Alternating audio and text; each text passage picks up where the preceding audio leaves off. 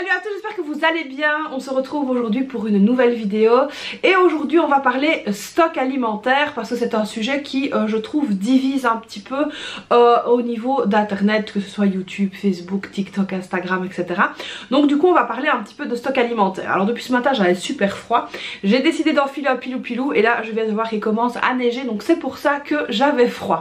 Donc du coup revenons-en à nos moutons. On va donc parler du stock alimentaire. Alors pour vous recontextualiser un petit peu la chose, donc moi c'est vrai que avant le Covid etc, j'avais quand même pas mal de stock chez moi. D'ailleurs pour les personnes qui me suivent depuis longtemps, vous l'avez très certainement vu. Et au fil du temps en fait ce stock s'est amoindri et par décision personnelle je ne l'ai pas refait de la même manière. Je vais vous expliquer un petit peu comment ça a changé. Parce que déjà je trouve que lorsque on a vraiment des gros stocks, alors je ne parle pas des personnes qui ont 5 ou 6 kilos de pâtes chez eux, je ne parle pas de ça, mais je parle justement des personnes qui vont cumuler 20 kilos de pâtes, 30 kilos de ci, 30 kilos de ça. Je trouve que ça a un aspect quand même pas super, dans le sens où c'est quand même de l'argent qui est là. Et oui, c'est de l'argent qui dort, dans le sens où c'est de l'argent que vous avez mis pour le stock très souvent et c'est de l'argent évidemment que vous ne savez pas récupérer. Alors évidemment ce n'est pas une critique, loin de là, c'est vraiment mon avis ici personnel. Alors quand je vois des reportages à la télé sur les personnes justement qui font des stocks sans que le stock ne leur coûte de l'argent, ça je trouve que c'est parfait. Donc là j'ai vu encore il n'y a pas longtemps, mais c'était une vieille émission qui repassait sur TF1 je pense, où on voyait une maman qui je pense s'appelle Alison sur les réseaux, parce que je la suivais avant et je trouve qu'elle fait vraiment des chouettes trucs. Voilà, elle prend le temps de faire les coupons, les machins etc. Et du coup quand évidemment il y a des produits qui lui font gagner de l'argent, ça je trouve que c'est parfait et elle a tout à fait raison de stocker, même si chez elle ça ressemble à une épicerie. Ça je trouve que c'est vraiment super bien, parce que là du coup on ne peut pas parler d'argent qui dort évidemment, mais on peut vraiment parler de grosses économies à ce niveau là. Alors évidemment les personnes qui font ça, ça ne représente pas 10% de la population, ça représente quand même beaucoup moins. Et donc du coup moi ici quand je vous parle de stock alimentaire, pour ma part c'est un stock à mon échelle, à savoir que ici en Belgique on a beaucoup moins d'applications de remboursement etc qu'en France. Même s'il y en a, on en a quand même beaucoup moins. Alors c'est vrai que j'aime beaucoup moi cumuler sur les applications style Shopmium, Envie de Plus et des choses comme ça. J'aime aussi beaucoup cumuler, et évidemment quand je peux avoir des produits gratuits ou même des produits qui me ramènent de l'argent, bah évidemment que j'en profite, ce qui est vraiment tout à fait logique. Quand je parle moi ici de stock alimentaire, c'est vraiment faire quelque chose en toute conscience et éviter vraiment d'aller injecter énormément d'argent dans l'alimentaire si à côté de ça vous avez un découvert ou des choses comme ça. Alors oui, il y a des personnes qui vont me dire bah oui mais justement après on ne fera pas de course, on pourra combler son découvert. C'est vrai, mais il faut vraiment avoir pour moi une gestion budgétaire très pointilleuse. Et donc du coup ici c'est pour ça que je dis toujours il vaut mieux avoir même un plus petit stock mais pouvoir payer vos factures etc en temps et en heure, que de vouloir à tout prix faire un gros stock et de ne pas payer ses factures. Donc voilà, évidemment tout le monde n'a pas la même opinion que moi, ce que je comprends tout à fait, et c'est ça justement qui est très chouette au niveau des réseaux sociaux, c'est que vous allez voir plein de contenus différents avec plein d'idées différentes, et là c'est à vous à en tirer votre propre idée. Moi en tout cas ici je vais vraiment vous donner mon avis à moi par rapport au stock alimentaire. Alors évidemment de faire un stock alimentaire il y a quand même des avantages, hein. Évidemment on va pas se le cacher, il y a quand même des avantages très intéressants, dans le sens où vous allez avoir toujours de la nourriture à disposition. En cas de maladie, en cas d'intempérie ou que sais-je, ou d'épidémie ou autre, vous avez donc chez vous la possibilité de vous nourrir sans pour autant devoir sortir faire les magasins. Alors aussi ce qui est vraiment très chouette, c'est que grâce à ça vous faites aussi attention à l'inflation. Donc c'est à dire que si par exemple vous achetez un paquet de pommes, j'invente, hein, à 1,20 € et que le mois d'après il est à 1,30 €, c'est bien, voilà. Donc ça aussi c'est vraiment quelque chose qui est vraiment super intéressant. Alors par contre au niveau des inconvénients, comme je l'ai dit, en cas de gros stock, mais vraiment de très gros stock que vous avez payé de votre poche, là on peut parler d'argent qui dort, parce que et oui, si vous allez payer 25 kilos de pâtes, c'est de l'argent que vous avez sorti. Encore une fois, je retire évidemment les personnes qui font avec les bons d'achat etc, comme je vous ai parlé juste avant de cette maman qui a vraiment un super stock. Mais faites quand même attention de ne pas injecter trop d'argent dans ce stock pour ne pas justement avoir de l'argent comme ça qui dort. Alors il faut, l'inconvénient aussi par exemple, ce sont les changements de goût. Voilà, par exemple moi je sais que mes enfants, si je leur prends trop souvent les mêmes céréales, trop souvent les mêmes collations, à un moment donné elles vont se lasser et elles ne vont plus vouloir y toucher. Donc du coup ça c'est vraiment très important de faire attention aux changements de goût. Alors le point aussi pour moi négatif, c'est que si vous voulez vous constituer un stock, ben, c'est de l'argent que vous allez devoir sortir. Donc ça aussi il faut faire très attention par rapport à votre budget, de voir quelle partie de votre budget vous allez pouvoir attribuer pour faire ou pas ce stock. Donc voilà ici un petit peu les avantages et les inconvénients du stock alimentaire. Maintenant moi je vais vous partager un petit peu pour moi les choses à avoir et moi en parallèle ce que j'ai du coup, parce que pour moi ce sont des indispensables. Évidemment une chose à avoir toujours chez soi, bah, c'est des pâtes et du riz. Ça c'est vraiment quelque chose. Alors attention, encore une fois, moi je ne suis pas partisane d'avoir des kilos et des kilos et des kilos, c'est pas ça. C'est vraiment de manière raisonnable et raisonnée. Donc voilà, les pâtes, le riz, ça c'est une denrée qui est périssable à une très longue échelle, voire quasiment pas du tout, même s'il y a des dates sur les paquets, c'est toujours mangeable. Donc ça c'est vrai que c'est intéressant. Tout ce qui est légumineuses aussi, donc en fait ce sont des choses qui ne périment pas, les légumineuses. Moi j'ai tout ce qui est lentilles, pois chiches, etc. Ça j'ai toujours. Les épices, alors ça c'est quelque chose aussi à avoir chez soi, parce que même si on n'a pas beaucoup de soucis, à un moment donné on est carrément dans les ennuis, vous pouvez faire une simple sauce tomate avec un peu des épices, vous n'avez même pas besoin de mettre de viande ou quelque chose dedans. Donc ça les épices c'est vraiment quelque chose à avoir. Donc moi personnellement je les ramène de la Tunisie une fois par an, donc j'ai des grosses quantités d'épices toute l'année et je sais qu'au moment où on doit repartir, ben là c'est le moment où il faut que je recharge mes épices. Alors ensuite tout ce qui est tomates concentrées, tomates liquides, tomates pelées, ça c'est bien d'en avoir toujours à la maison. Essayez d'avoir une petite réserve, encore une fois quelque chose de raisonné, mais d'en avoir toujours à la maison, ça peut vraiment dépanner. Ensuite moi tout ce qui est boisson comme le lait, l'eau, le café, c'est quelque chose que j'essaye aussi d'avoir toujours en quantité, parce que le lait c'est quelque chose qu'on utilise vraiment de manière quotidienne. L'eau pareil, depuis que moi j'ai été malade, et en étant malade je ne pouvais pas boire de l'eau du robinet, et donc on a gardé cette habitude d'avoir de l'eau en bouteille, et c'est vrai qu'on utilise énormément d'eau en bouteille. Ensuite tout ce qui est produits d'entretien, moi je ne cumule pas des tas de sortes de machins, de bazar, etc. Ce que je fais c'est que j'essaye toujours d'avoir un ou deux d'avance. Voilà, par exemple les paquets de pastilles de lave-vaisselle, j'essaye toujours d'avoir un paquet d'avance. Le spray nettoie tout, j'essaye toujours d'en avoir un d'avance. Voilà, j'essaye vraiment d'avoir un d'avance dans chaque, mais pas cumuler non plus des étagères et des étagères avec des produits d'entretien. Je trouve que ça n'a pas de sens. Maintenant évidemment les personnes qui veulent le faire, et évidemment s'il y a une bonne promo comme par exemple au Carrefour vous avez des 2+3, ça c'est super intéressant évidemment quand vous avez ce genre de promo. Si vous avez la possibilité financière de le faire, achetez-les et conservez-les. Donc ça c'est quelque chose que je fais aussi. Alors ensuite toujours avoir à disposition des choses pour faire soi-même. Donc qu'est-ce que j'entends par là? Par exemple tout ce qui est bicarbonate, vinaigre, savon de Marseille, j'ai du percarbonate aussi. J'essaye vraiment d'avoir des produits. Si à un moment donné je n'ai pas assez de sous pour pouvoir acheter, je sais pas moi, de la lessive, je vais la faire moi-même. Si par exemple je veux un spray nettoie tout, je vais le faire moi-même. Le bicarbonate ça moi j'en mets partout. Donc du coup voilà, j'essaye d'avoir des petites choses un peu plus safe, un peu plus saine aussi à la maison pour pouvoir faire des produits d'entretien moi-même. J'ai également dans mes réserves de l'acide citrique, parce que j'aurais bien voulu essayer de faire mes tablettes de lave-vaisselle moi-même, ce que je n'ai pas encore eu le temps d'essayer, mais en tout cas j'aimerais vraiment bien les tester.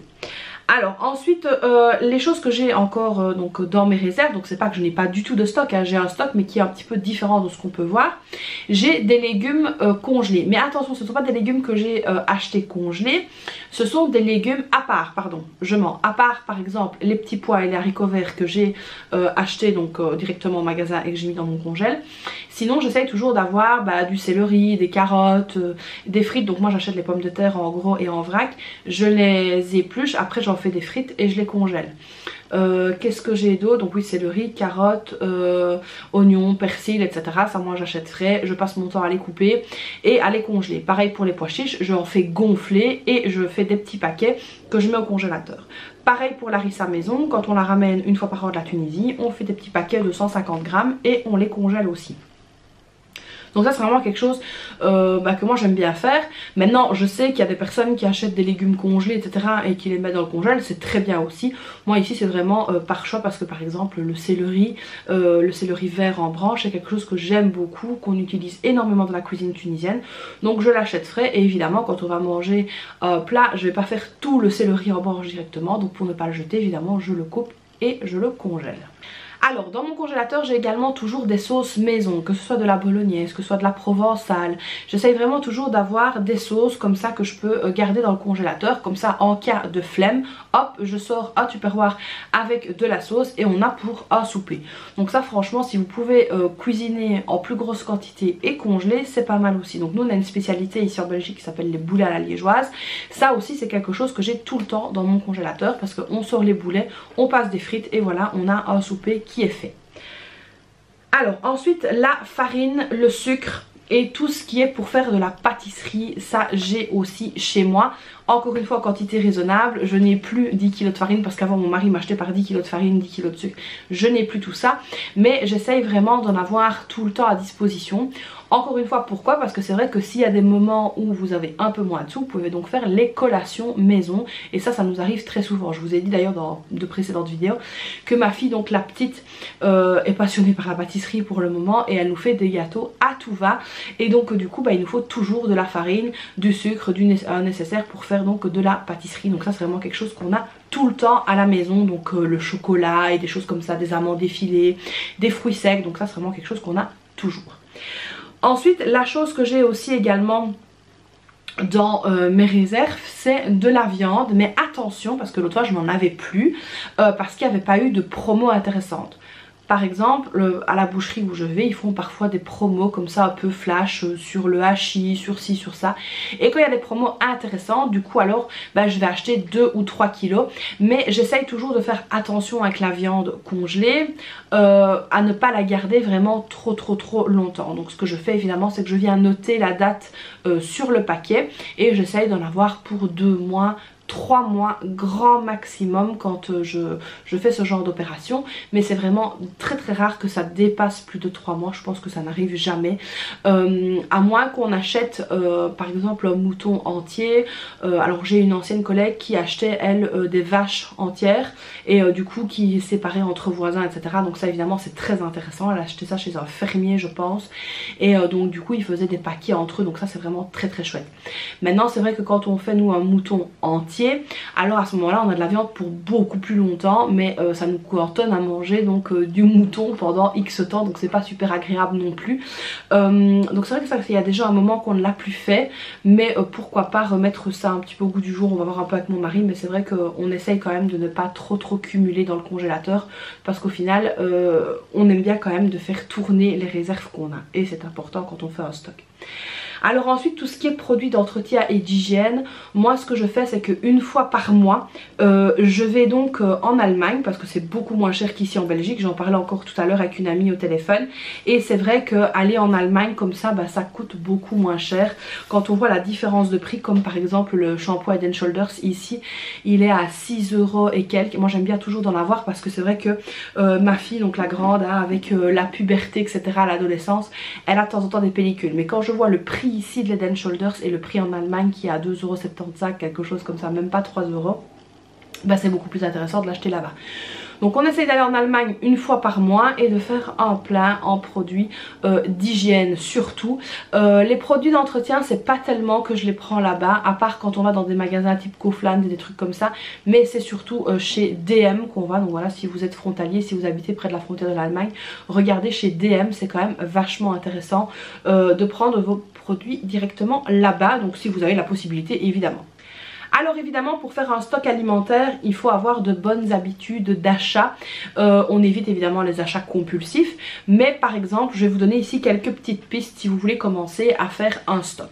Alors par exemple il faut acheter évidemment en promo, ça c'est de la logique pure et simple. Donc si vous voyez comme je vous ai dit les 2+3 au Carrefour c'est super intéressant. Parfois il y a des 1+1 au Lidl pardon, qui sont super intéressants. J'avais donc testé la lessive Formil et j'ai été agréablement surprise, j'ai beaucoup aimé. Donc ici pareil en 1+1 ça il faut foncer, il faut l'acheter. Encore une fois, si vous avez la possibilité financière de le faire sur le moment. Si vous n'avez pas la possibilité, ça ne sert à rien d'aller se mettre à découvert, d'aller se mettre à mal pour pouvoir acheter les promos. C'est pas ça du tout. Ensuite on va regarder les DLC, donc c'est vrai que par exemple nous on regarde les DLC au niveau des fruits et des légumes et parfois c'est vraiment très intéressant parce que du coup ce sont des choses que je peux donc congeler. Alors la dernière fois j'ai trouvé des tomates à 50 centimes mais il y en avait vraiment énormément.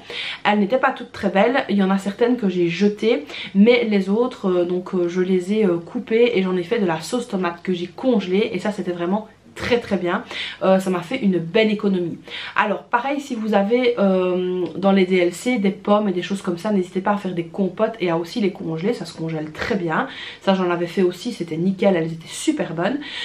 Et évidemment pour les personnes qui mangent la charcuterie et la viande, n'hésitez pas également à profiter des DLC. Alors moi personnellement je n'ai jamais congelé de la charcuterie, donc je ne saurais pas vous dire si la charcuterie congelée c'est bon ou pas parce que je ne sais pas. D'ailleurs dites moi dans les commentaires si vous avez déjà congelé de la charcuterie, ce que vous en avez pensé.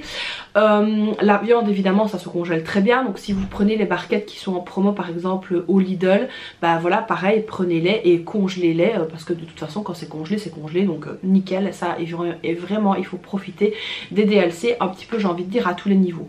Voilà, par exemple quand j'établis mes menus à la semaine, je ne suis pas à l'abri moi de changer, par exemple d'intervertir un jour avec un autre. Si par exemple je vais dans le rayon et que je vois que la salade est à en DLC à moins 50 ou moins 60 ou moins 70%, ben, je vais prendre cette salade et si on devait la manger 2 jours après, ben, on va la manger le jour où je l'ai achetée, ça va nous faire une économie. Donc voilà, vraiment essayer de regarder tout ce qui est vente rapide, etc. Moi c'est des rayons par lesquels je passe systématiquement. Quand je suis allée faire mes courses, là je vous ai partagé mon ticket de caisse parce que je suis allée au Carrefour, ça je vous expliquerai pourquoi. J'ai trouvé les billes de mozzarella, on voulait se faire une grosse salade, j'ai trouvé les billes de mozzarella, elles étaient à moins 50% en vente rapide donc j'en ai pris. Et il y avait aussi les œufs, sachant que je devais faire des œufs brouillés. C'était des œufs qui étaient à la date du jour et donc j'ai pris ce qu'il me fallait, on les a fait, on les a mangés le jour même et donc ça c'était parfait. Donc vraiment il faut regarder dans tout ce type de rayon là. Alors ensuite ce que je peux vous donner comme bonne habitude pour faire votre stock alimentaire, c'est d'acheter ce que vous consommez régulièrement. N'achetez pas des choses que vous mangez une fois au bout d'une lune ou une fois de temps en temps. Pour moi ça ne sert à rien parce que ça fait partie de la catégorie des envies. Donc si vraiment moi je dois stocker quelque chose, c'est quelque chose que je mange de manière régulière. Alors ensuite faites toujours très attention aux dates parce que parfois dans les supermarchés les dates peuvent vraiment varier du simple au double, notamment sur les yaourts et des choses comme ça. Si vous savez que vous allez mettre du temps avant de les consommer, regardez bien les dates de péremption. Alors moi c'est vrai que j'ai de temps en temps la blague parce que mes filles me demandent tel ou tel yaourt et puis finalement elles n'en ont plus envie, elles le laissent dans le fond du frigo et puis on se rend compte en vidant le frigo que bah ah tiens là il y avait un yaourt qui est passé de date. Donc ça c'est vraiment hyper important de faire très attention aux dates. Alors moi personnellement un yaourt qui a passé la date je le mange largement après la date. Tant que c'est pas gondolé au-dessus etc, franchement je le mange, mais faites quand même très attention au niveau des dates. Alors je parle ici des yaourts mais il n'y a pas que ça, faites attention vraiment au niveau des dates dans tout ce que vous achetez. Alors ensuite évidemment c'est de faire tourner lorsque vous faites un stock, on fait tourner ce qu'on achète de nouveau, on le met derrière, on ravance ce qu'il y a devant, mais ça c'est de la logique, je pense que j'ai même pas besoin de vous le dire tellement ça tombe sous le sens. Même si parfois il y en a qui me disent ah oui c'est vrai j'ai oublié il faut que je fasse tourner, mais bon bref, ça c'est vraiment hyper important. Alors ce que j'ai aussi de temps en temps en réserve c'est tout ce qui est huile d'olive. Alors ça l'huile d'olive je sais pas de temps en temps, j'en ai tout le temps parce que l'huile d'olive donc on la ramène de la Tunisie, mais c'est tout ce qui est huile de tournesol, huile de friteuse, tout ce qui est condiments aussi comme par exemple le ketchup, la mayonnaise et des choses comme ça, c'est des choses, alors je n'en ai pas énormément mais encore une fois j'en ai un d'avance à chaque fois. Donc voilà ici un petit peu pour les bonnes habitudes au niveau du stock alimentaire et pour voilà pour moi ce qu'il y a à voir. Donc voilà ici vous faites vraiment votre stock chacun comme il a envie, un petit peu en âme et conscience. Moi il y a des choses personnellement que je n'ai jamais, par exemple c'est du pain congelé, des choses comme ça parce que mon mari n'aime pas du tout, donc ça je l'avais déjà expliqué.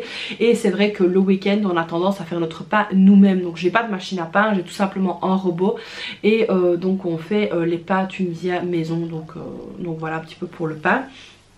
C'est pour ça que j'essaye toujours d'avoir de la farine, de la levure, etc.